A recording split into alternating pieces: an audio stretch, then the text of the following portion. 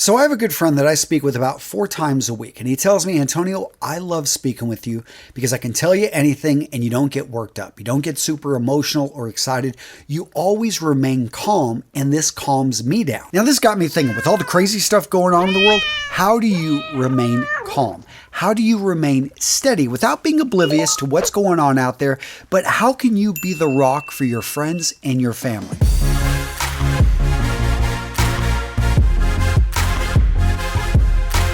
So my first secret to staying calm when those around you are losing their heads: be a student of history.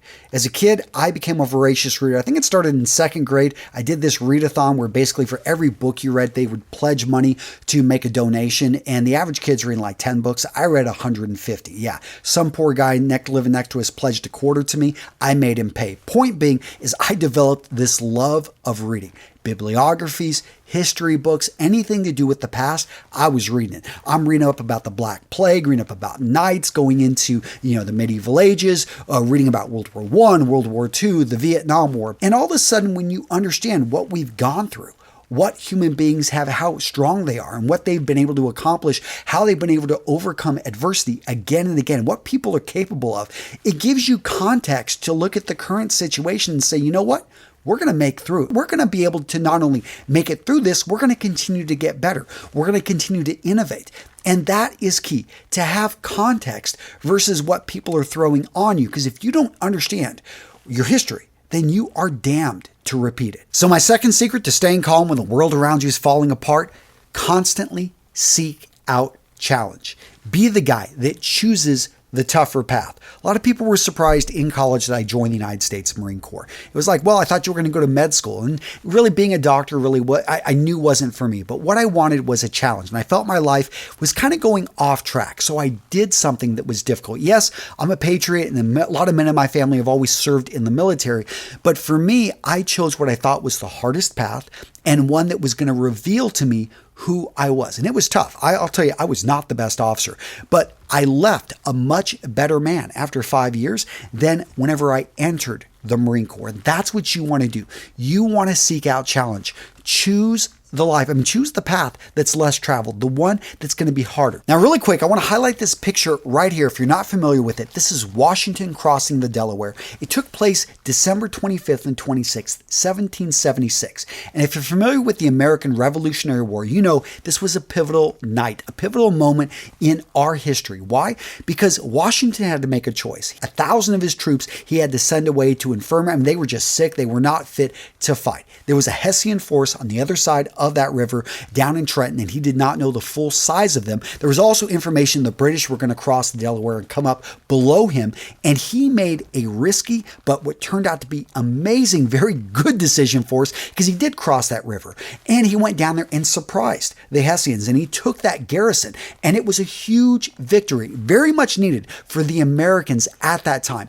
Point being is, how did he have the balls? How did he have the strength, the courage to make that very difficult choice with all the uncertainty going on in the world? Because Washington had already been tested. This was just one of many decisions that this proven leader took again and again. And by the way, he failed. He made some really bad mistakes but he realized, hey, you're going to make mistakes, but you also need to make the best decision you can with the information you have. And that's what I want to stress. When you put yourself in a tough environment, when you challenge yourself, I don't know, maybe doing a Tough Mudder, going out there and deciding, hey, I'm going to run a marathon. I am going to push myself. I'm going to start a business. I'm going to start that nonprofit up. I'm going to push myself beyond the envelope. I'm going to write that 30-page paper and stay up all night and make things happen. Point being, take that tough class. Push yourself before life pushes you, because life will push you. And if you've taken that tough path, if you've pushed yourself, then it's just going to be another trial, and you will have already gone through this. You'll have developed the calluses so that you can jump up there and knock through the pull-ups. You can go out there and run and be able to take what life throws at you because you've already pushed yourself.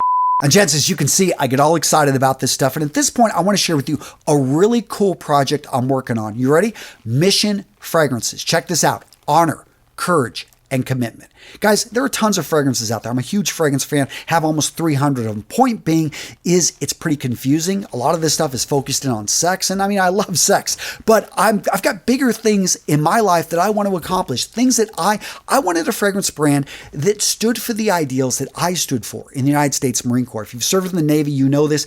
Honor, courage, and commitment, these were our ideals. But if you served in the Army, the Air Force, the Coast Guard, if you've been a first responder, if you've ran a nonprofit, if you have lived your life for ideals that are bigger than you, you know what I'm talking about. I wanted a fragrance brand out there that was about men that serve, men that want to be part of something that's bigger than them. And that's what I'm creating this thing for. And what's interesting about this is the smell, it's going to be great. They're going to be crowd pleasers, but it's more than the fragrance, more than the smell. This is about you wearing this fragrance and thinking, hey, I want to commit to losing 50 pounds. I want to commit to getting in the best shape of your life. So you're going to wear commitment. You're going to think about that commitment. And I'm going to have a whole email series and sequence set up so that you can condition yourself to be more committed to your goals. It's like Pavlov's dogs. The whole idea that when you spray this fragrance on, you think about your commitment. You reassess. You actually have a mantra that you're saying. And you do this consistently because that day 30, when you are weak, when you don't want to get out of bed, when it's cold, guess what? You're going to spray on commitment. You're going to get out of bed. You're going to be part of a community because I'm going to have a cool little community set up for the guys that buy this fragrance. And guess what? They're going to be tracking. They're going to be helping hold you accountable so that you go out there and you run. You hit the gym so that you can be committed, so that you can be more courageous whenever you want to go. And yes, you know that you want to achieve more at work, that you want to be the man, that you want to eventually take your boss's boss job. That's what you want. And you're going to have the courage to be the best dressed guy in the room, the courage to show up early, to stay late, to actually put in the work on that project. You got to give that presentation, or you got to have that talk with your boss. You spray on courage, and you only had 5 minutes to prepare for that presentation, but you go out there and nail it. Point being is you can condition yourself to have your A game on, because this is what I'm talking about, for you to be able to have a fragrance that gets you excited, a fragrance that shows that you're committed, a fragrance that gives you the courage, that gives you the commitment, that gives you the honor. You're not going to say it gives you the honor. You condition yourself to have the honor. Point being is this is a fragrance that stands for you, a fragrance that helps you become the man you know yourself to be. Now, gents, if this sounds at all interesting and you want to learn more, check out the links down in the description. I'm going to link over to a video that tells you more about Mission Fragrances, and I'm going to have an email sign-up list down there in the description. When you sign up on this early bird list, you're just going to be notified as we get closer to the launch date, and when I launch, you're going to get the best deal out there. So my next secret to staying calm in a world that's going to hell in a handbasket: be prepared. Come on, guys. I was an Eagle Scout. Good Boy Scouts know that you want to be prepared. And this is something you can start at any moment. I know a lot of you guys feel, oh, it's way too late. I don't have, $10,000 or $100,000 or even $1,000 in reserves. I get that. You can start, though, with $1, with $2, with $5. Dave Ramsey's got tons of information. Go look him up. He's a great resource. Point being, though, is you can start getting your finances built back. Reserves. And yes, you got to pay yourself first. If necessary, do the envelope method. I have automatic payments that are pulled out of all of my accounts, and I pay myself first. I don't even see that stuff go out there. I just simply live frugally because I only allot myself so much money to spend. But being prepared with your finances is only part of the deal. It's little things like actually having first aid kits set around. I have a first aid kit on the first floor of my house, on the second floor of my house, down in the basement, we got a first aid kit in each of our vehicles. And people are always amazed whenever you go someplace with kids and somebody gets hurt. No, this happened. You know it's going to happen. And guess what? I pull out the first aid kit. I also actually have money hidden on our vehicles. And I do this because my wife seems to forget her credit card or forget, to take her wallet. Guess what? I've also got backup keys. The thing is, you know what's going to happen. You can actually write out statistically all these bad things that are going to happen to you in your life. And you can start to be prepared for all of them. And that's what you want to start thinking. I mean, go back again, study your history. We know that anytime a big storm comes here in the United States, people make a run on toilet. I mean, the toilet paper thing was predictable. You know that people clear out bread, they clear out food, they clear out toilet paper whenever a storm's going to hit. So you know that if something bad's going to happen, I'm not saying you should go stock up on toilet paper. I am saying, though, you could look around and you can say, you know what? My parents are going to get old. So I should probably be prepared. I should have discussions with them about being prepared about what's going to happen as they start to age. Yes, it's a painful conversation, but you know what? You know it's going to happen, and it's better to have the conversation now while they actually have a little bit of sense up there versus, when they don't. These conversations are not always painful. They're not always convenient, but you can schedule them. I know I'm always prepared for birthdays. I've actually got extra toys hidden in my house because I know kids, we just know a lot of kids. And I know that having an extra toy for a boy or a girl that's a certain age is going to save things. It may seem like over-preparedness to some people, but it is never over-preparedness whenever you need and that situation arises. My next secret to staying calm and keeping your life peaceful: be honest with yourself and with those around you. Honestly, you do not have a good enough memory, especially as you age, to keep track of all the little lies you're putting out there. I used to hide things from my wife. Yes, I am addicted to Fruity Pebbles. And I hid this in my truck and I wouldn't tell her. I'd sneak it occasionally in the house. She tried to eliminate sugar in the house. I got to have my Fruity Pebbles. And eventually I just went straight up with her. I'm like, hey, hon, I'm keeping this in my truck, but understand at night when I'm just on YouTube hanging out, I'm going to eat my Fruity Pebbles, and this is going to be a vice. And, she was okay with it. The other day, I went to the range. I don't always tell her when I'm going to the gun range, because it costs a little bit of money right now with ammunition prices the way they are. But I just went there, and I don't always tell her what I'm doing. But if she asks me, then yeah, I went to the range. I don't try to hide things, and that's the key. Is you don't always have to be, blurting out everything that you're doing. But when people ask you a question, especially the people that are closest to you, don't try to cover up with little white lies.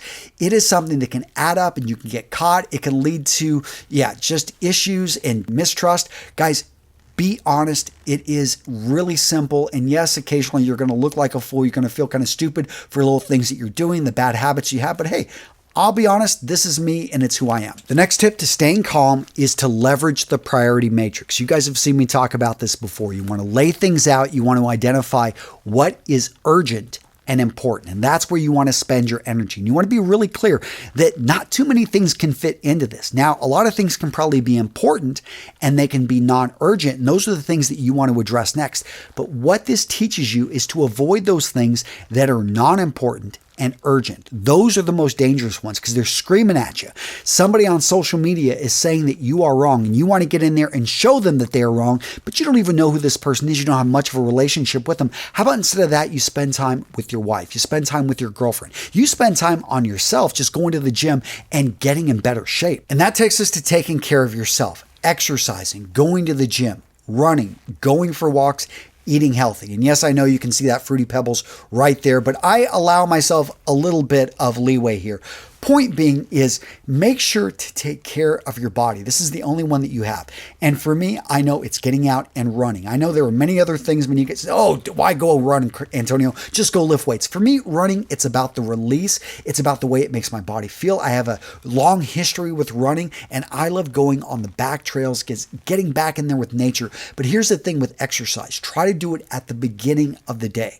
And that is because you show yourself that it's important. The things that you put first are the things that are important to you. And I know some of you guys have an evening exercise routine, but the problem with that is it's easy to write that off. It's easy when you're tired, when life gets busy, to not do that. But if you put exercise, if you put eating right at the beginning of your day, you're more likely to actually follow through and do it. Another way I stay calm is I like to journal. I don't do it every day, but when I do have those days that I'm stressed out, journaling saves me. And there's all different types of journals out there. You can just use a piece of paper or a blank journal.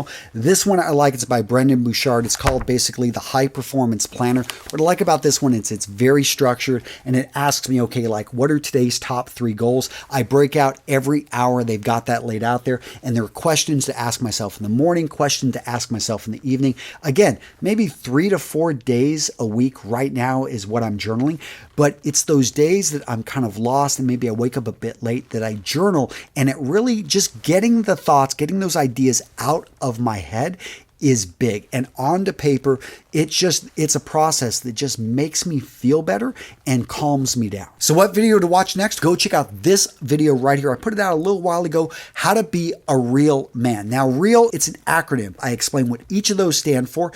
And yeah, don't be a nice guy. Be a real man. I had a lot of fun with this video. A lot of you guys said it was one of my best videos ever. So if you're into that, go check it out. A good video.